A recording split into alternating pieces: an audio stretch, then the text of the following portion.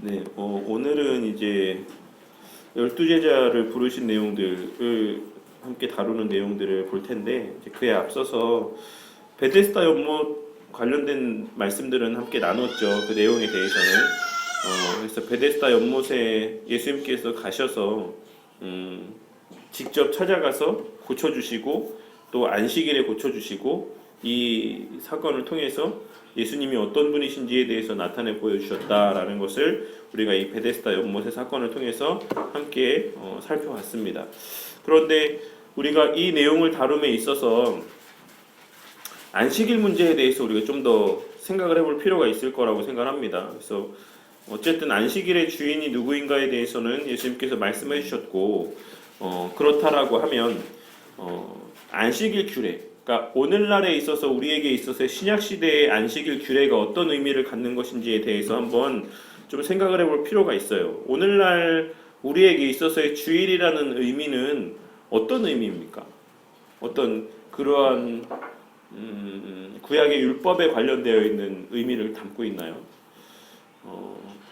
그러니까 이게 좀 뭐랄까 구약에서의 율법들이 신약 시대에 폐지가 되었는가, 완성이 되었는가, 성취가 되었는가 이것에 대해서는 우리가 좀 더 생각해 볼 필요가 있습니다. 그래서 구약에서의 율법들 가운데 도덕법에 명시된 하나님의 불변의 계명이라는 것은 신약 시대에 보다 고차원적인 의미로 성취되었고 우리에게 요구되어지고 있다는 것을 우리가 십계명을 함께 공부할 때 그 내용들에 대해서 함께 생각을 해봤어요. 그러니까 그와 관련되어 있는 맥락에서 우리가 이 안식일 규례를 생각해봤을 때 안식일의 규례라는 것은 성취가 되었습니다. 안식일이 예수님을 예표하는 것이죠. 참된 안식이 무엇인가에 대한 것을 이 안식일 규례를 통해서 우리에게 나타내 보여주는 하나의 그런 유익이 있는데 그 안식일이라는 것이 예수님께서 오시고 죽으시고 부활하심으로 말미암아서 성취가 되었다라는 사실입니다. 그럼에도 불구하고 이 안식일이라고 하는 이 개념이라는 것은 신약 시대를 살아가는 우리에게도 여전히 유효하다라는 것을 우리가 기억을 하셔야지만 됩니다. 그런데 이전에 그러한 율법적인 요소에서 구약 시대의 어떤 율법적인 그러한 형태에서 이제는 보다 고차원적인 의미로 우리에게 부여되었다라는 것이에요.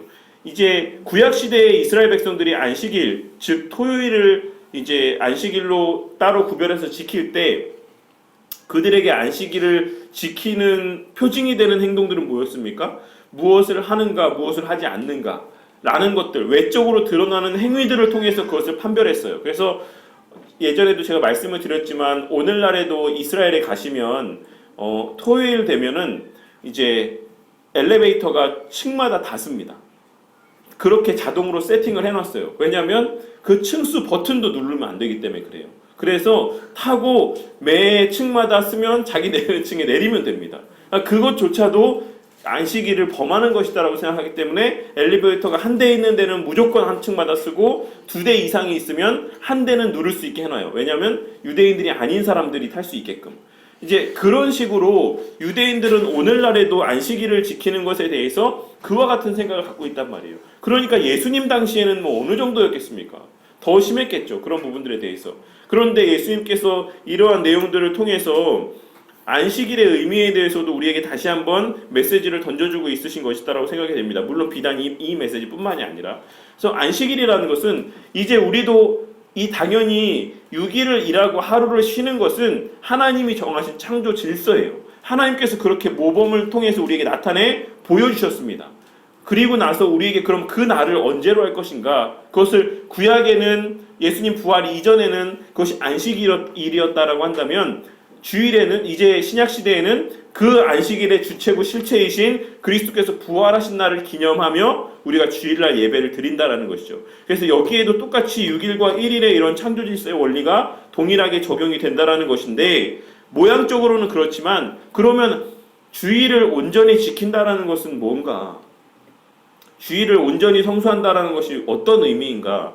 라는 것에 대해서는 뭐 이 짧은 시간에 다 논의할 수는 없어요. 그러니까 최근에 이제 그 예배 관련해서 이제 개혁된 실천사라고 제가 많이 말씀드리는 그 출판사에서 이제 예배에 대한 주일 예배에 대한 서적이 이제 또 새롭게 출간이 됐습니다. 그래서 그 서적을 중심으로 안식일의 의미에 대해서 좀 더 나누는 시간을 우리 십계명을 다룰 때 좀 다루도록 할게요. 십계명에서 안식일 관련된 규례들의 내용과 의미들을 다룰 때 좀 더 부가적으로 다루도록 하겠습니다. 여기서만 간단하게 말씀을 드리고자 하는 것은 이제는 외적으로 그냥 무엇을 하느냐 하지 않느냐 이거에 따라서 우리가 주의를 온전히 지키냐 지키지 않느냐가 결정되는 게 아니다라는 것이에요. 그래서 예전에 제가 속해 있던 교회도 그리고 우리 이현희 원사님도 마찬가지고 우리가 고신 쪽이나 우리 고려파나 이쪽에 있는 사람들은 신앙생활할 때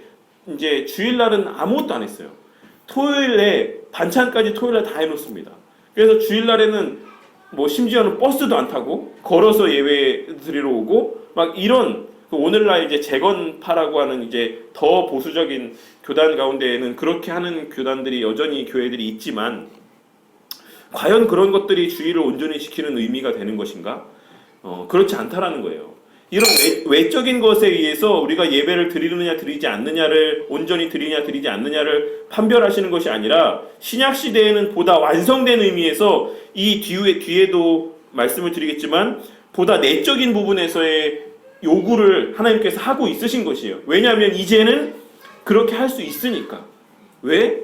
예수 그리스도께서 죽으시고 부활하시고 성령 하나님을 보내주심으로 말미암아서 이제는 그렇게 할 수 있기 때문에 우리에게 요구되어지는 그 수준의 정도는 더 보다 고차원적인 것을 요구하신다는 것이에요. 정말로 그 예배 가운데 기뻐함이 있느냐? 그 예배의 자리에 나오는데 하나님을 만난다라고 하는 설레임과 기대감이 있느냐? 그 예배의 자리에 하나님이 함께 하신다라고 하는 것에 대한 인지와 자각이 있느냐? 하나님이 함께 하심으로 말미암아서 누리는 성도의 유익과 기쁨과 감사가 그 예배의 자리에 있느냐? 이러한 것을 나타내 보여주는 것입니다. 그것을 통해서 이 예배가 참된 예배인지, 물론 형식적인 면에 있어서의 이 성경 말씀대로 성경의 원리대로 예배를 드린 것도 당연히 필요한 일이지만 구약의 것을 폐하는 것이 아니라 구약의 것에서 더 완성된 것을 신약시대 우리에게 요구하고 계시다는 것이에요.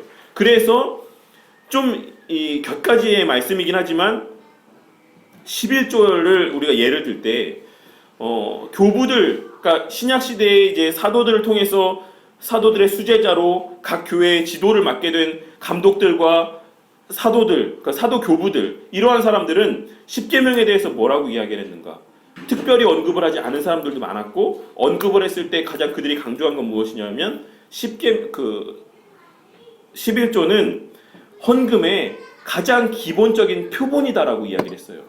그러니까 이거는 가장 기초적인 거라는 거예요. 그러니까 구약에 이스라엘 백성들은 율법에 매여서 하나님의 사랑과 그리스도의 사랑과 은혜와 부요함과 유익과 이것도 모르는 상태에서 그들이 그냥 그 율법이라는 것을 매여서 드렸던 게 11조다. 10의 2조고 10의 3조였다. 그런데 그리스도 안에서의 부요함을 아는 자들, 그것을 누리는 자들, 그리스도 안에서 거듭난 자들은 그것은 최소한의 것이 되어야 된다라고 교부들이 가르쳤다라는 것이에요. 그와 같은 맥락이에요. 이 안식일, 이 주의를 지킨다라는 것도 어떤 외적인 요소의 것들은 최소한의 것이다라는 것입니다. 그런데 그 자리에 정말로 그것을 기쁨으로 감당하는가? 그 일들을 하는 것에 있어서. 아니면 형식적으로 주일이니까 내가 예배를 드려야 되니까, 예배를 드리지 않으면 찜찜하니까, 마음이 불편하니까 그래서 나오는 예배인가? 아니면 정말로 기대감과 설레감 가운데 나오는 예배인가? 감사함으로 나오는 예배인가? 그런 것들을 하나님께서 보신다라는 것입니다. 그래서 이제 이러한 안식일 규례에 관련돼서는 이제 추후에 그 예배에 관련돼서 나눌 때 더 깊이 있게 나누도록 하고, 어쨌든 이러한 예수님의 이러한 모습들을 통해서 구약의 율법과 정면으로 배치되는 어떤 행위들, 이러한 사건들을 통해서 보다 고차원적인 것들을 예수님께서 계속해서 말씀하고 계신 것이다라는 것을 우리가 말씀을 보면서 캐치할 수 있어야 됩니다. 왜 예수님께서 의도적으로 이 분란을 일으키시는가? 왜 의도적으로 그날 그 일을 하지 않으셔도 되는데 왜 굳이 그날 그 일들을 행하심으로 말미암아서 바리새인들과 유대인들과 율법주의자들과 충돌을 일으키시고 그것을 이슈화시키시고 그것에 관심을 기울이게 만들고 그것이 성경의 기록으로 남도록 왜 의도적으로 그런 일들을 행하시는가? 라는 것들에 우리가 주목할 필요가 있다는 것이에요. 이 말씀을 통해서 주님께서 우리에게 주시고자 하시는 메시지들이 무엇인지. 그래서 복음서에 기록된 예수님의 행적들을 보시면 의도적으로 다 행하시는 것들이 우연히 그냥 가다가 딱 보니까 어떤 일들이 있어서 어떤 사람이 있어서 행하시는 일들은 하나도 없습니다. 하나님의 무한하신 제한 없으신 지혜 가운데 섭리 가운데 하나님께서 다니시면서 그 신약 시대를 살아가는 지금 이 자리에 앉아 있는 우리를 위해 가르침을 주시고 깨달음을 주시기 위해 그 일들을 행하셨다는 것을 우리가 기억을 하고 이 말씀들을 대할 필요가 있습니다. 그리고 이제 이어서 이제 제자들을 세우시는 이런 내용들이 있죠. 여기서 뭐 우리가 또 생각해 볼 수 있는 것은, 물론 예수님께서 무슨 일들을 뭐든지 하실 때 기도를 하고 하셨다라는 것에 대해서 당연히 우리가 주목해 볼 필요가 있는 것이고, 하나님의 일들, 되어질 일들에 있어서는 기도라는 것은 필연적으로 수반될 수밖에 없는 것을 기억하셔야지만 됩니다. 기도 없이 되는 것은 하나님의 일이 아니에요. 하나님의 일은 기도 없이 되지 않습니다. 이 두 상관관계를 명심하셔야지만 됩니다. 제가 예전에도 말씀드렸지만, 그런데 기도하지 않고도 되는 일이 있어요. 기도하지 않았는데도 성취되는 일들이 있습니다. 그건 뭡니까? 누군가가 그 일을 위해서 기도했거나, 혹은 하나님의 영광을 위한 일이 아니거나, 나랑은 상관이 없다는 얘기예요. 그 일이 설사 되어졌을지언정 내가 그 일을 위해서 기도했지 않았다라고 하면 그거는 나의 분깃이 없다는 것입니다. 예를 들어 제가 우리 교회의 성장을 위해서, 교회가 세워지는 일들을 위해서 기도를 하지 않아요. 근데 교회에 막 성도들이 모여, 성도들이 막 성장을 해. 그렇게 되면 뭡니까? 이건 나랑은 아무 상관이 없는, 나의 영적인 유익이나 나의 하나님과의 영광과의 관계에 있어서는 아무런 나의 분깃이 없다라는 것입니다. 오히려 해가 되면 해가 됐지, 그것이 나의 영적인 부분에 있어서 아무런 유익이 되지 않는다라는 것이에요. 기도한 누군가의 기도의 응답으로서 교회는 세워져 가는 것이고, 그 기도한 누군가에게 있어서의 영적인 유익을 위해 교회가 세워져 간다는 것이에요.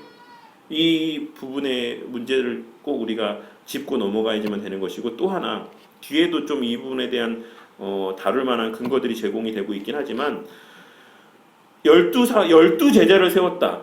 그리고 사도라고 명명하시는 것은 이제 그 뒤에 명명을 하시긴 하지만, 12 제자를 세웠다라는 것은 신약시대에 이제 교회 시대가 새롭게 시작되었다는 것을 말씀하고 있는 것입니다. 12 제자들을 통해서 세워지는 교회를 통해 하나님의 구성 역사가 계속해서 이어져 갈 것이다라고 하는, 성취되어져 갈 것이다, 완성되어져 갈 것이다라고 하는 것을 나타내 보여주시고 있는 것이 하나 있고, 또 하나는 오늘날 미국에서 촉발된 피터 와그너라고 하는 사람, 신사도 운동을 주장하는 사람들의 어떤 주장과도 정면으로 대치되는 그러한 말씀의 한 부분이라고 할 수가 있어요. 오늘날에는 사도가 없습니다. 오늘날에는 사도적 이적이 없어요. 우리가 사도적 이적을 가리켜서 어떤 분들은 이제 제 그 페이스북에 있는 글을 통해서도 확인하셨겠지만, 사도적 이적, 계시적 이적은 끝났습니다.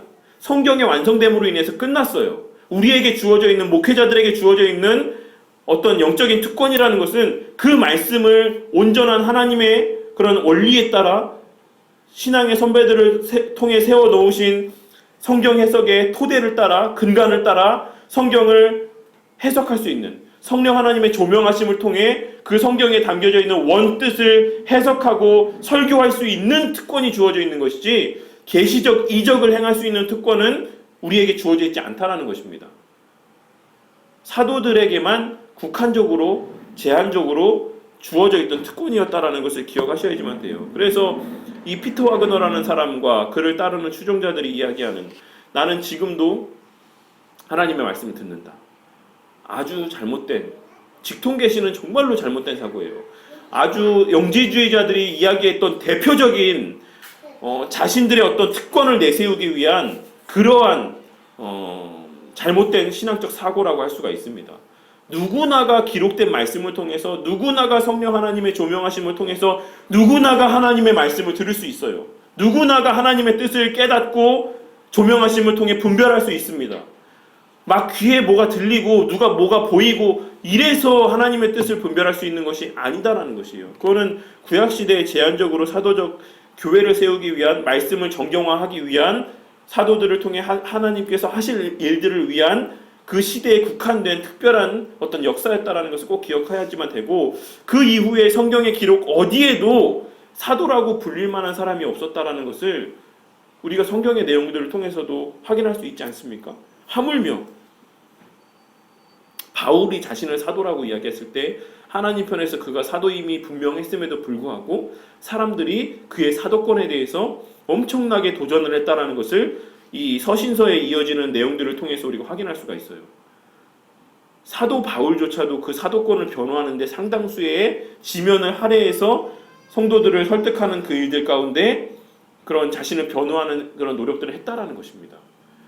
그런데 오늘날에 무슨 사도가 있다라고 할 수가 있겠습니까? 12사도와 그를 이어 나아가는 이런 오늘날의 잘못된 어떤 이런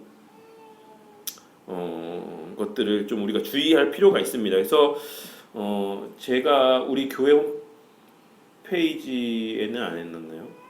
저희 교회 그 페이스북 페이지에는 게시를 해놨는데 그 조미든 목사님이라고 바른미디어라는 이제 이단 전문 매체를 이제 운영하시는 목사님께서 이 신사도 운동에 대해서 잘 정리를 해 놓으셨습니다. 그래서 신사도 운동을 하는 교회와 신사도 어떤 적인 그러한 운동을 하는 교회는 우리가 좀 구별할 필요가 있다라고 이야기를 하고 있고 그 특징들에 대해서 잘 이야기를 해놨습니다. 그래서 기회가 되시면 또 한번 그 내용들을 주의해서 보시면 좋을 것 같다라고 생각이 됩니다. 그래서 어쨌든 예수님께서 구약의 12지파, 신약의 12 제자들을 통해 세워지는 교회들을 통해서 14만 4천이라고 하는 상징적인 하나님의 예비하신 택한 백성들을 구원해 나아가시는 구속 역사를 진행해 나아가신다라고 하는 것이 또 이 12 제자를 임명하시는 것을 통해서도 우리에게 나타내 보여주고 있다라는 것을 확인할 수가 있습니다. 그리고 나서 이제 12 제자를 지명해서 세우시고 나서 이제 산상수훈을 이제 제자들에게 말씀을 하고 계시죠. 이 산상수훈을 이제 표기할 때에 이 표현이라는 것이 무엇과 되게 유비 관계 가운데 있냐면 십계명을 주시는 장면과 시내산에서의 십계명을 주시는 장면과 이 산상수훈을 백성들에게 제자들에게 허락하시는 장면이 아주 절묘하게 유비 관계 가운데 있습니다. 구약 시대에 이스라엘 백성들에게 언제 주셨죠? 이 율법의 말씀을 출애굽한 이후에 주셨다라고 말씀을 드렸습니다. 구원의 조건으로서가 아니라 구원받은 자들의 삶의 모습으로서의 어떤 계명의 말씀을 주셨다라고 말씀을 드렸었어요. 이제는 이 교회의 토대가 되는 터전이 되는 이 제자들을 세우시고 난 이후에 이 제자들을 중심으로 구원받을 하나님의 백성들을 향해 주시는 새로운 도덕적인 규범과 원리가 바로 이 산상수훈이다라는 것이에요. 그래서 여기에는 정말 그리스도인들로 인해서 이제 이미 구원받았지만 아직 구원받지 아니한 이 이미와 아직의 이런 중간에 이러한 또 간극 가운데를 살아가고 있는 그리스도인들이 어떻게 살아가야 할지에 대한 교훈들을 담고 있는 메시지가 산상교훈의 메시지 가운데 담겨져 있다는 것이에요. 그래서 이 부분에 관련된 내용들 가운데는 이미 설교를 했던 부분들도 있고 이미 언급을 했던 부분들도 있지만 1월 첫 주 정도부터 어쨌든 조만간 이 산상수훈만 따로 좀 이렇게 산상수훈 강해를 하는 시간을 좀 갖고자 합니다. 좀 그래서 좀 고민을 하고 있는데 어쨌든 대략적으로 이 산상수훈의 5장부터 7장까지에 이어지는 말씀들을 한번 우리가 간략하게 좀 살펴보자면 이 산상수훈이라는 것은 어떤 절대 규범으로서 우리에게 주신 하나님의 말씀이라는 것을 먼저 기억을 해야지만 됩니다. 그리고 산상수훈, 이 마태복음 5장부터 7장까지에 기록된 산상수훈의 핵심 어떤 주제, 이것을 관통하고 있는 주제가 뭐냐면 의예요. 의. 과연 의가 무엇인가? 그리스도인에게 있어서의 의가 무엇인가? 라는 것을 이야기를 하고 있는 것입니다. 그래서 구약의 백성들에게 있어서는 이 의라는 것이 율법을 준수하는 것이었습니다. 십계명, 율법, 계명 이것을 온전히 준수하는 것이 그들에게 있어서의 의라고 여겨지는 것이었어요. 그런데 신약의 백성들에게 있어서의 이 의라는 것, 이것을 성취하는 것에 있어서의 예수님께서 요구하시고 있는 면이 이제는 표면적인 어떤 외적인 면에서 내면적인 부분으로까지 확대되고 있는 것을 이 산상수훈의 내용을 통해서 우리가 확인할 수가 있습니다. 본래 당연히 십계명의 말씀도 우리가 십계명 강해를 하면서 소요리 문답의 십계명 관련 파트를 우리가 함께 나누면서 제가 말씀을 드렸지만 그것이 외적인 부분에만 국한된 것은 아니다라고 말씀을 드리긴 했어요. 그러니까 그것은 우리가 이제 신약 시대를 살아가며 성취된 의미로서의 또 성경의 해석의 원리를 따라서 지금 시대를 살아가는 우리에게 그것이 열리고 조명된 것이긴 하지만 구약 시대를 살아갔던 이스라엘 백성들에게는 그것이 표면적으로만 다가왔었다라는 것입니다. 그런데 이 산상수훈을 통해서 그것이 아니다. 그 십계명을 통해서 하나님께서 요구하셨던 것은 외적인 것만 요구한 것이 아니라 내적인 것을 하나님께서 요구하시는 것이었다라는 것을 이 말씀을 통해서 확증해 주시고 풀어서 설명을 해 주시고 계시는 것이다라는 것입니다. 그래서 5장 1절과 2절은 이제 서론에 해당되는 내용이라고 할 수가 있고, 이어지는 이제 5장 3절부터 5장 48절까지의 기록된 내용의 신약적인 의의 기준에 대해서 제시를 하고 있는 것입니다. 실질적으로 이제 우리가 그 내면적인 면에 있어서도 우리가 온전한 율법 준수의 삶을 살아가야지만 된다. 어떤 수동적인 마지못해서 하는 것이 아니라 기쁨으로, 감사함으로, 성령 하나님의 감동하심으로 정말 온전히 율법에 매인 삶을, 스스로가 얽매인 삶을 살아가야지만 된다는 것을 말씀하고 있어요. 그 과정 가운데서 우리가 얼마 전에 살펴봤던 빛과 소금의 비유의 말씀도 있는 것이고, 그리고 또 5장 17절부터 20절 사이의 말씀에 중요한 메시지가 하나 또 있습니다. 너희의 의가 서기관과 바리새인들보다 낫지 않으면 너희들이 결코 천국에 들어가 합당치 않다라고 하는 말씀. 이 말씀이 무슨 말입니까? 우리는 이제 율법과 무관한 삶을 살아도 된다라는 것을 신약시대에 우리에게 제시해주고 있는 어떤 그러한 메시지가 아니다라는 것이에요. 우리가 그 구약에 있었던 서기관과 바리새인들이 얼마나 율법을 잘 지켰습니까? 그들이 얼마나 율법에 매인 삶을 살았습니까? 하지만 그들보다도 더 너희들은 그 율법에 매여서 그 온전한 의미까지도 성취해 나아가는 삶을 살아야지만 된다라고 말씀하고 있는 것이에요. 그러니까 이와 맥을 같이 하는 우리가 일반적으로 사용하는 표현들이 뭐가 있습니까? 흔히 노력하는 거에 비유를 들어서 흔히 쓰는 예화들이 있지 않습니까? 노력하는 사람, 천재는 노력하는 사람을 이길 수 없고, 맞습니까? 네, 노력하는 사람은 즐기는 사람을 이길 수 없다. 이 말이 있잖아요. 그 앞에가 천재 아니에요? 아니었나요? 네, 천재는 노력하는 사람을 이길 수가 없고, 노력하는 사람은 즐기는 사람을 이길 수 없다. 이게 의미하는 바가 무엇입니까? 노력하는 자가 누구예요? 바리새인들과 서기관들이에요. 율법을 지키기 위해서 노력하는 자들. 근데 그 사람들은 누구를 이길 수 없냐면 정말 즐거움으로 하나님의 말씀의 계명에 순종하며 살아가는 사람들보다 더 나을 수 없다라는 것입니다. 그런 원리가 지금 예수님께서 하시고 있는 이 말씀의 원리에도 그대로 적용이 되는 것이에요. 그리고 예수님이 요구하고 있는 것이 이것을 요구하고 있는 것입니다. 이것이 이미 이렇게 살 수 있는 근거들을 하나님께서 다 제공을 해주시고 나서 우리에게 요구하고 계시는 것이에요. 너 그렇게 살 수 있어. 너에게 이미 성령 하나님께서 내주하고 계셔. 그러니까 귀를 기울이고 우리가 그 음성에 순종하고 우리의 자아를 죽이고 우리가 그 말씀대로 순종하며 살아갈 때에 우리가 그렇게 살아갈 수 있는 자들임을 우리가 발견할 수 있을 것이다라는 것입니다. 그리고 나서 이제 그 실제적인 적용과 실천에 대한 내용들로 인해서 그 내용들이 6장 1절부터 7장 12절까지의 내용들 가운데 기록이 되어 있습니다.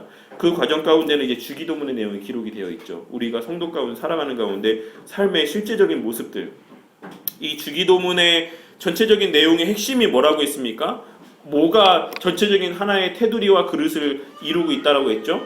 하나님의 이름이 거룩히 여기심을 받는 것. 그것이 이 모든 나머지의 주기도문에 담겨져 있는 그러한 내용들을 아우르고 있는 하나의 그런 주제가 될 수 있다라고 제가 예전에 한번 주기도문을 말씀드리면서 말씀을 드린 적이 있습니다. 그래서 하나님의 이름이 거룩히 여기심을 받기를 위해서 우리가 하나님 앞에 일용할 양식을 위해서 구하고 우리의 죄를 사하여 주시기 위해 시험에 들지 않게 하기 위해 하나님의 뜻이 하늘에서 이루어진 것 같이 땅에서도 이루어지기 위해 우리가 기도해야지만 된다는 것입니다. 그러한 것을 또한 기도한다라는 것은 그러한 삶을 산다라는 것, 그러한 삶을 추구한다라는 것을 의미한다라고도 말씀을 드렸었죠. 그러니까 우리 성도의 삶에 있어서의 의라는 것은 결국에는 하나님의 이름이 거룩히 여기심을 받기 위한 열심을 내는 삶을 살아가는 것이 곧 하나님 편에서 봤을 때 의로운 삶이다라는 것을 말씀을 하고 있는 것입니다. 그러면서 이어서 재물에 대한 바른 태도와 재물과 신앙 사이의 우선순위의 문제에 대해서, 의식주 염려에 대한 교훈 및 성도의 우선순위에 대해서, 무분별한 형제의 비판 금지에 대한 말씀과 영적인 분별력에 대한 내용들에 대해서 계속해서 실제적인 신앙의 삶의 모습들에 대해서 언급을 하고 있습니다. 이 부분은 그 프린트 유인물에 기록되어 있지 않아요. 이 산상수훈의 내용을 이렇게 깊이 있게 다루고 있지 않아서 제가 좀 더 이거는 부가적으로 말씀을 드리고 있는 겁니다. 그래서 어쨌든 마태복음 5장부터 7장까지의 기록된 말씀들 가운데 이러한 내용들이 기록이 되어 있고, 이제 마지막으로 7장 13절부터 27절까지 그러한 어떤 의로운 삶의 적극적인 실천을 촉구하는 말씀들이 이제 요구되어지고 있습니다. 그리고 나서 7장 28절과 29절 말씀으로 산상수훈이 종결이 돼요. 그런데 이 산상수훈이라는 것은 한때에 한 곳에서 그냥 다 말씀하신 것이 아닙니다. 그러니까 여러 시간에 걸쳐서 말씀하신 것들을 마태가 의도적으로 취합을 해서 정리를 해놓은 거예요. 그러니까 우리가 그것을 기억을 하고 이 마태복음에 기록된 산상수훈의 내용들을 그렇게 이해를 하시면 될 거라고 생각을 합니다. 그래서 그 과정들 가운데 산상수훈하면 일반적으로 우리가 가장 잘 알고 있는 떠올리는 것이 뭡니까? 팔복이죠, 팔복. 그래서 이 산상수훈을 말씀하셨다라고 알려져 있는 한 산에 가시면 오늘날에도 거기에 이제 팔복교회가 있어요. 팔복교회인데 그래서 교회도 팔각형으로 졌습니다. 그렇죠. 그래서 이제 이 어떤 그 말씀들을 그만큼 귀히 여기고 가치 있게 여긴다라는 것이죠. 근데 이 팔복이라는 것에 대해서 어떻게 이해를 하고 계십니까? 팔복에 대해서. 팔복이라는 거는 복을 받기 위한 조건이 아니에요. 심령이 가난한 자가 복을 받는다, 이런 말씀을 하고 있는 것이 아닙니다. 복을 받은 자들은 심령이 가난한 자들이었다, 이런 어떤 결과적인 모습을 나타내 보여주고 있는 것이 팔복의 메시지가 우리에게 증거해 주고 있는 것입니다. 이미 복을 받은 사람의 삶의 모습이 어떠한가? 이미 그리스도 안에 거하고 있는 자의 삶의 모습이 어떠한가? 하나님께 속한 자, 그리스도의 접붙임 받은 자, 참된 성도의 신앙의 삶의 모습이 어떠한가를 이 팔복의 모습을 통해서 성도의 본연의 모습을 증거해주고 있는 것이지, 이렇게 살면 복을 받는다라는 그러한 논리로 이 말씀을 증거하고 있는 것이 아니다라는 것입니다. 그리고 이 심령이 가난하다는 의미도 사실 해석이 분분할 수 있지만, 가장 좀 저는 신뢰하는 해석은 성령께 구걸하는 이라는 표현이 좀 더 원어적인 의미의 해석이라고 할 수가 있어요. 그래서 성령 하나님께 구걸하는 자, 그러니까 나는 아무런 거지가 뭡니까? 거지가 아무것도 가진 것을 없는 자를 거지라고 이야기해요. 스스로가 삶을 영위해 갈 수 없는 사람을 우리가 거지라고 이야기를 합니다. 그와 같이 영적인 면에 있어서, 말씀을 깨닫고 이해하는 측면에 있어서, 영적인 삶을 추구하는 면에 있어서 우리가 거지와도 같은 자들이라는 것을 인정하고 성령 하나님 앞에 구걸하는 자, 간구하는 자, 하나님께서 조명해 주시기를, 깨닫게 해 주시기를, 행할 수 있게 해 주시기를, 그와 같이 구걸하는 자, 이러한 자들이 복 있는 자들이다, 복을 받은 자들이다, 복이 뭔지 아는 사람들이다 라고 하는 것을 말씀을 하고 있는 것입니다. 그래서 우리가 추후에도 이 팔복의 내용들에 대해서 생각해 볼 때 또 더 많은 부분들을 또 깊이 있게 나누는 시간을 갖도록 하겠습니다. 그렇게 팔복에 대한 이야기들을 산상수훈을 하시고 나서 이제 이어지는 장터에 또 피리 부는 아이의 비유의 말씀들을 하시죠. 근데 어쨌든 이제 바리새인들이 점차 예수님에 대한 이제 미움들이, 시기들이, 질투들이 점점점 고조되어져 갑니다. 그래서 예수님의 인기가 높아져 가면 높아져 갈수록 바리새인들의 예수님을 향한 경계심은 점점 더 이제 고조되어져 간다라는 것을 우리가 또 성경에 기록된 내용들을 통해서 확인할 수가 있습니다. 그리고 나서 장터에서 피리 부는 아이의 비유의 말씀을 통해서 하고 있는 것이 무엇이냐면, 아무런 그러한 신앙생활에 있어서의 감정적 감흥이 없는 사람들에 대한 것을 비판적으로 말씀하고 있는 것이에요. 자신의 죄 문제에 대한 어떤 회개에 있어서의 회개의 눈물도 없고, 그 죄를 사하여 주신 것에 대한 감사의 뜨거운 기쁨도 없고, 그러한 어떤 뜨겁지도 않고 차갑지도 않은 신앙의 삶을 살아가는 사람들에 대한 비판적인 메시지입니다. 이것이 오늘날에도 동일하게 적용되고 있는 것이에요. 오늘날 교회 안에 정말 뜨겁게 회개의 눈물을 흘리는 성도들이 얼마나 있습니까? 오늘날 성도들 가운데 그 죄사함의 하나님의 어떤 그런 확증적 선언의 말씀들로 인해서 감사하고 기뻐하는 자들이 얼마나 있습니까?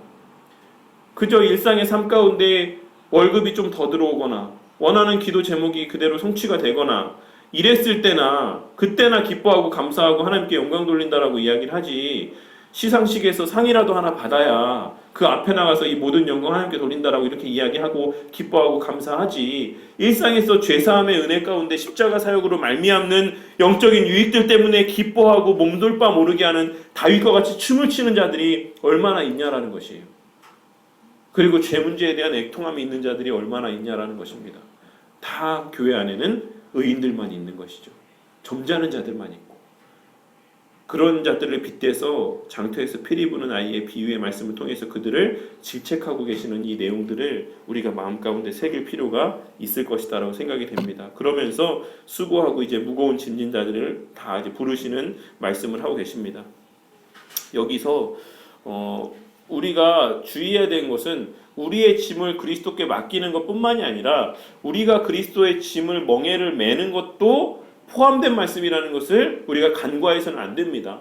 그리스도의 멍에가 무엇입니까? 그리스도의 멍에, 가벼운 멍에, 곧 하나님의 주권적 역사로 말미암아 믿음을 통해 구원에 이르게 되는 그 은혜를 말씀하고 있는 것이에요. 그 믿음이라는 것이 필요하다라는 것을 말씀하고 있는 것입니다. 그렇지만 그 믿음이라는 것도 그리스도께서 우리에게 선물로 주신다. 그렇기 때문에 그러한 맥락에서 내 멍에는 가볍다, 무겁지 않다, 너희들이 질 수 없는 게 아니다, 너희들이 충분히 질 수 있다, 그렇게 해주실 것이다라는 것을 말씀하고 있는 것입니다. 그 과정 가운데서의 그리스도를 향한 믿음이 요구되어지고 있다라는 것을 우리가 또한 이 말씀을 통해서 기억해야지만 될 사실인 것이고, 그리고 이제 옥합을 깨뜨린 여인은 당연히 뭐 그 의미들은 있는 그대로 우리가 잘 알고 있는 내용 그대로일 것이다라고 생각이 됩니다. 그리고 귀신 들려 눈 멀고 벙어리 된 자들 고치시는 것들도 그리스도의 표적에 대한 것들을 말씀을 하고 있는 것이고, 그리스도의 표적들 가운데, 메시아의 표적들 가운데 이제 소경을 눈에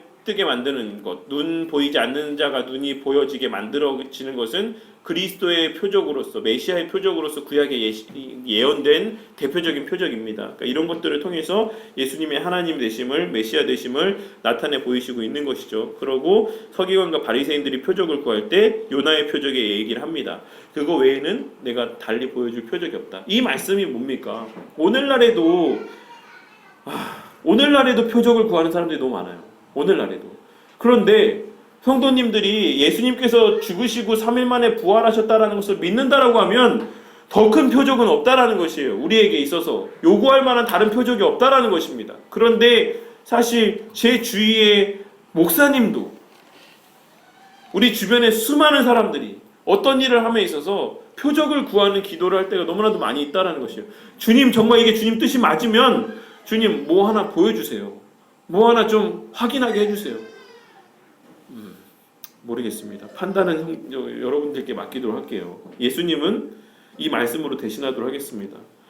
악한 자가 표적을 구하고 나는 요나의 표적 외에는 보여줄 것이 없다 라고 하신 이 말씀을 지금 이 시대를 살아가는 우리에게도 증거하고 계시다라는 것을 꼭 명심해야지만 될 거라고 생각합니다. 우리가 그리스도 부활하시고 성령 하나님 우리 안에 내주하시다라고 하는 것에 대해 확신이 있다라고 하면 무슨 이적이 또 필요합니까? 우리가 기도 가운데 행하는 모든 일들은 결과적으로 합력하여 선을 이루게 되어 있어요. 그 과정 가운데서 뭐 고난이 있을 수도 있고, 그 과정 가운데 핍박이 있을 수도 있고, 그 가운데 어려움들이 있을 수 있습니다. 표적을 구하는 것이 악하다고 하는 그 근본적인 맥락이 무엇이냐면 고난받지 않기 위해서 표적을 구하기 때문에 그래요. 근본적인 이유는 그거예요. 고난의 걸음을 가지 않기 위한, 입으로는 하나님의 영광을 위한 선택을 내리기를 원한다라고 이야기를 하지만 실제로는 고난의 길을 가지 않기 위해서 표적을 구하는 것입니다. 고난을 위해서 억지로라도 내가 정말 고난받아서라도 하나님의 영광을 나타내기 원합니다라고 그렇게 기도하는 사람 있습니까? 없어요. 표적을 구하는 대부분의 것은 이 길이 잘되고 형통한 길이라서 이 길을 통해 하나님께 영광이 될 것이다라고 하는 자기 생각 때문에 표적을 구하는 것입니다. 근데 하나님의 영광이라는 것은 꼭 형통한 삶을 통해서만 하나님의 영광이 나타나고 시상식 자리에서의 트로피를 들고 외쳐야지만 드러나는 것이 하나님의 영광이 아니다라는 것을 우리가 잊지 마셔야지만 돼요. 꼭 부자들만 하나님의 영광을 돌리는 게 아닙니다. 고위 관료들만 하나님께 영광 돌리는 게 아니에요. 일상의 삶에서의 고난 가운데 저버리지 않는 하나님을 향한 신뢰가 하나님께 영광이 되는 것입니다. 우리가 그것을 성경의 말씀들을 통해서 수도 없이 확인할 수 있지 않습니까? 이 표적을 구하는 것에 대한 이 가르침에 대해서 우리가 또 주의하고 마음에 새기시기를 바라겠습니다. 그리고 나서 이제 이어지는 13개의 중요한 비유의 내용들이 쭉쭉쭉쭉 이제 이어져 내려갈 텐데, 그 과정들 가운데서 뭐 바다를 잔잔케 하시는 것들, 가다라 지방에 귀신 들린 자를 고치시는 사건들, 이 내용들이 여러 가지 것들이 쭉쭉쭉 이어지면서 예수님의 하나님 되심에 대해서 계속해서 증거가 되어지고 있습니다. 바다를 잔잔케 하신다라는 건 뭡니까? 자연 만물까지도 하나님 주권 아래 있다는 것이 증거되어지고 있는 상징적인 사건이기도 한 동시에, 성경에서의 바다가 의미하는 바가 무엇이라고 말씀드렸죠? 세상이고 악이고 죄다라고 말씀드렸습니다. 그 위에 존재하시는 분이 하나님이시다라는 것, 예수님이시다라는 것을 이러한 내용들을 통해서 나타내 보여주고 있는 것입니다. 그래서 마태가 큰 자치를 베풀고 혈루증 여인을 고치시고 회당장 야이로의 딸을 살리시는 것은 이 자체로 제가 설교 때 말씀을 드렸었죠. 그래서 이 혈루증 여인을 통해서 야이로의 딸을 살리시는 어떤 배경적인 것을 제공하시고, 그래서 결과적으로는 더 큰 어떤 감흥을 불러일으키시는 어떤 밀접한 관계 가운데 이 혈루증 걸린 여인과 회당장 야이로의 딸의 사건이 그렇게 긴밀하게 연결되어 있다라고 말씀드렸습니다.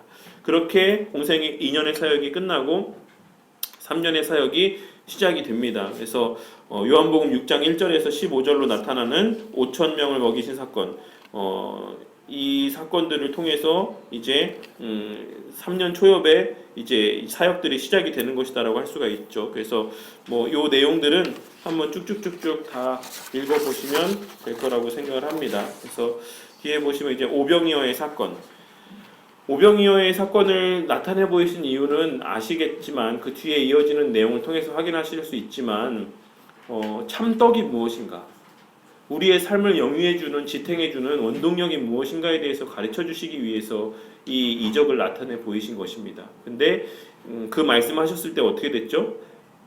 대다수의 사람들이 전부 다 떠나갔다라고 했습니다. 그 말씀이 어렵다라고 했어요. 그런데 성경은 분명하게 말씀하고 있습니다. 사람이 떡으로만 살 것이 아니요 하나님의 말씀으로 산다라는 것. 물론 거기에는 전제되어져 있는 조건이 있는 것이죠. 떡도 필요하다라는 것이에요. 정말 거지같이 막 그렇게 빈궁하게 사는 것, 그게 그리스도인이 추구해야 될 삶은 아닙니다.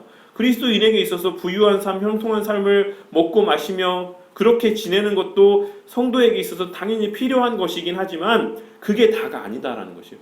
우리가 놓치는 것은 그게 다인 것처럼 생각하고 살아가는 사람들이 너무나도 많기 때문에 우리가 거기에서 머물러서 그 이후에 어떤 것을 안 한단 말입니다. 그냥 그걸로써 그냥 그거 증거하기에 바쁜 삶을 사는 거예요. 나 이렇게 해서 이렇게 복 받았다. 마치 나 이렇게 해서 좋은 대학 갔다. 나 이렇게 해서 좋은 직장 취업했다. 나 이렇게 해서 좋은 가정을 이뤘다. 라고 하는 것들을 그냥 증거하는 것에서 끝나는 것처럼, 그것이 마치 목적인 것처럼 그렇게 생각하는 사람들이 많이 있다는 것이죠. 실제로 거기서 한 걸음 더 나아가서 말씀에까지 나아가는 삶을 살지 않는 경우들이 태반이다라는 것이에요. 그러한 내용들이 이 말씀을 통해서 또한 우리에게 제시해주고 있는 하나의 영적인 교훈이라고 할 수가 있어요. 그리고 나서 앞서도 말씀드렸지만 이제 바다를 걸으시는 사건이 나오는데, 여기서 이제 베드로가 똑같이 바다 위를 걷다가 물을 보고서는 물에 빠지는 이제 장면이 등장을 하죠. 유명한 장면이. 어떻게 생각하십니까? 우리가 세상을 당할 수가 없다라는 것이에요. 그리스도 외에는, 그리스도로 말미암는 것 외에는 우리가 세상에서의 염려를 이겨낼 방도가 없습니다. 그 정도로 무시무시한 거예요.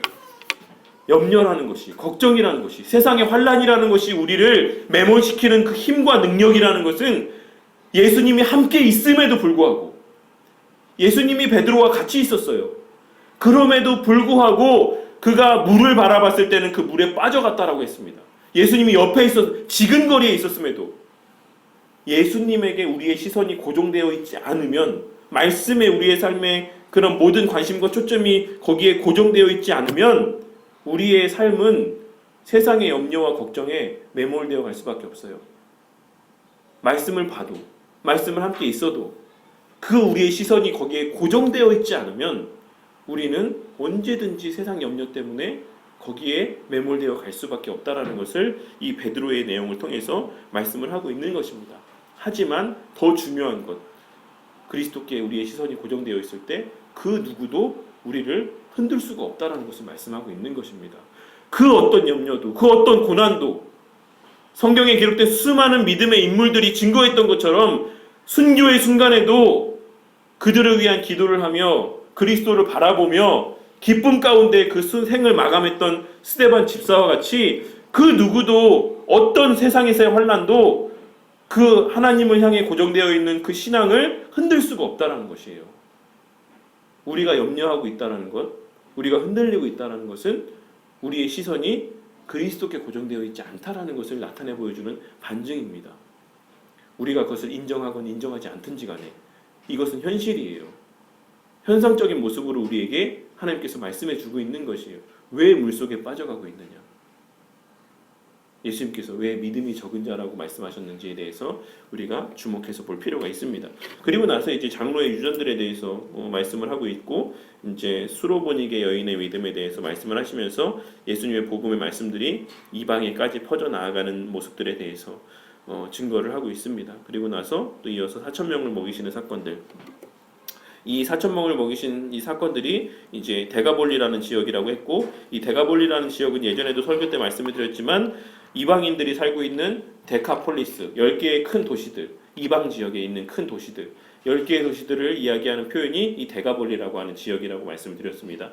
예수님의 복음이라는 것이 이제는 이방 지역에까지도 퍼져 나아가고 있다는 것이 이 내용들을 통해서 또한 증거해 주고 있는 내용이라고 할 수가 있습니다. 그래서 오늘은 여기까지 내용들을 살펴보도록 하고, 오늘의 말씀들 가운데 정말 예수님께서 정말 어떤 내면적인 그리고 완성된 성취된 율법의 순종을 요구하고 계시다라는 것을 우리가 이 내용들을 통해서 또 기억을 하시고, 우리의 관심과 시선과 우리의 모든 사고가 어디에 매여 있어야 되는지에 대해서 증거하고 있는 그러한 말씀들에 대해서도, 의미에 대해서도 다시 한번 좀 깨닫고 마음에 새기시는 은혜가 있으시기를 바라겠습니다.